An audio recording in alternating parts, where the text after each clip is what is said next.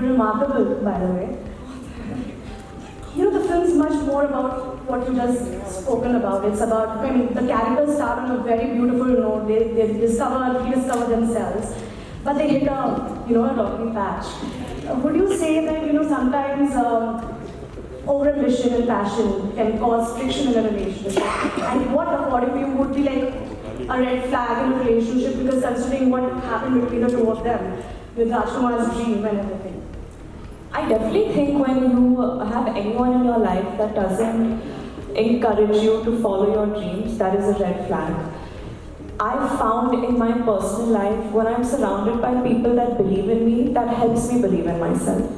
And I've seen a change in my personality once I've made the shift in the kind of people I surround myself with. I remember there was a phase where I felt like I deserved to be surrounded by people who were constantly questioning me and doubting me and didn't think very much of me, because in my head I was like, no, they're keeping me grounded, they're giving me a reality check, because I'm so scared of becoming delusional. But once you're around people who think the best of you, who say, no, you can do it, you have no idea what you're capable of. And this is very different than someone who's sucking up to you. That forces you to look at yourself in a better light. And I think especially as women, we aren't encouraged enough to be ambitious. I think ambition is kind of looked down at. Because we're expected to be these sacrificial, maternal, nurturing figures all the time, which is very important. And very important to me too. I aspire for that to be capable of that kind of love. But ambition is equally important for me. So I hope we get to a point where a woman isn't judged for her ambition or for her choice to just want to nurture.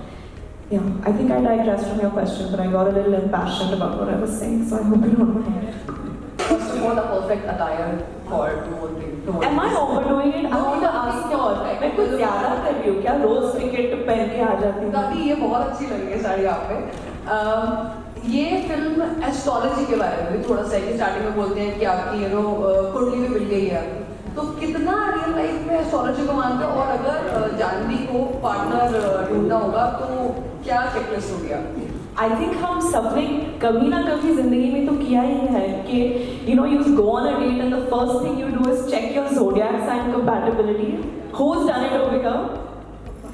I've done it so many times, and then there's so many amazing apps that showcase today what your match percentage is and this and that. So yeah, I do believe in astrology a lot, but not to like a crippling extent where मैं मतलब इंसान से बात करना बंद कर लो अगर हमारा zodiac sign match ना हो, ये सब नहीं करते हैं। Hi Janvi ma'am, this is Khushi. So I miss my sister. Thank you so much. So ma'am, could you please share with us the most challenging aspect of portraying Mahima's journey from a doctor to a cricketer? The most challenging aspect, I think to understand the frame of mind of someone who, because doctor बनना आसान तो नहीं होता है. There's so many years of education and hard work that go into. You need to commit yourself to that lifestyle. ऐसे नहीं कि ऊपर से हाँ मैं बस कुछ छोटा मोटा कर रही हूँ. It's a full-on commitment. So to understand how Mahima, as a girl who's committed so many years and hours to becoming a doctor, decides to give that up, what makes her do that, how important cricket was to her beforehand for her to make that switch. I think understanding that was very important for me. And yeah, as far as the cricket part goes, I think definitely, for me personally, shooting through the injuries was very difficult.